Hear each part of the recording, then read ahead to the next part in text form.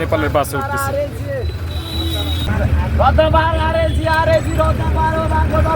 নেপাল সৌন্দর্যের লীলাভূমি।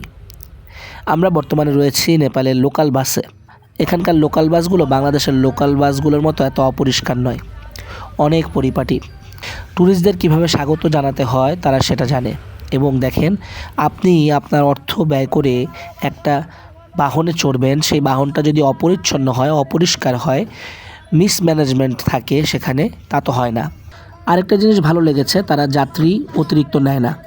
আসনের বাইরে যাত্রী অতিরিক্ত কোনোভাবেই নেয়ার নিয়ম নেই তাদের লোকাল বাসে। ভালো লেগেছে আমার বিষয়টা।